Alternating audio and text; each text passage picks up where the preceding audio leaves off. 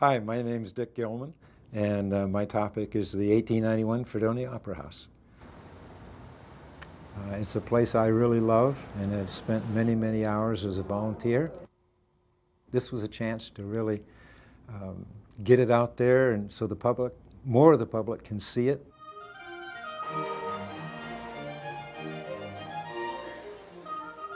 There are still a lot of people in the community that have not been in it since we reopened in '94. And part of that, I think, is because it's called the Opera House, and people say, I don't like opera. Well, we haven't had any opera in there. Well, we've had some. The kids at the college do an opera theater.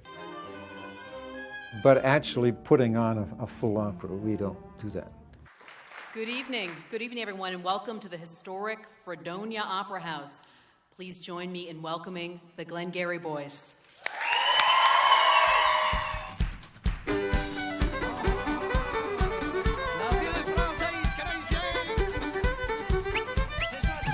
When this was opened in 1891, it was the Fredonia Grand Opera House. We were doubly without sin here in Fredonia.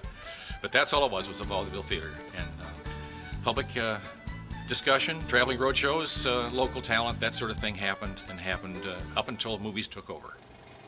When my wife and daughter and I moved to town in '63, it was a movie theater.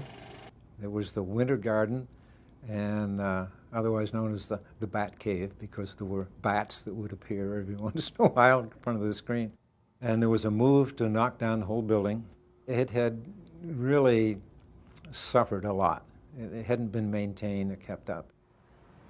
The village got together and passed a bond issue to raise money to renovate the place.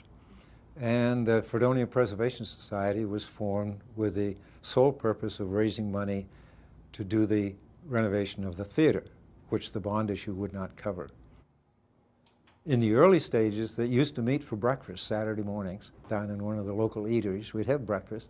Then we'd go to the Opera House and just demolish things and clean up stuff and rebuilding. But you'd never build a place like that now. You couldn't afford to. But having it there, the challenge to rebuild it and bring it back again was really something neat. It was exciting. It was kind of daunting because it was going to be such a job. You know, it took us over 10 years.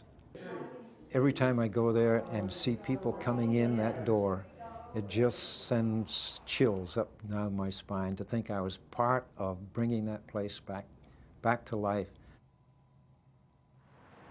There aren't many of these opera houses left, and it really is a gathering place, I think, for people in the community, people from all over. 15,000 people a year, maybe, enjoy the shows and just marvel at what we were able to bring back from a pretty sad-shaped building. But it's glorious. It's beautiful.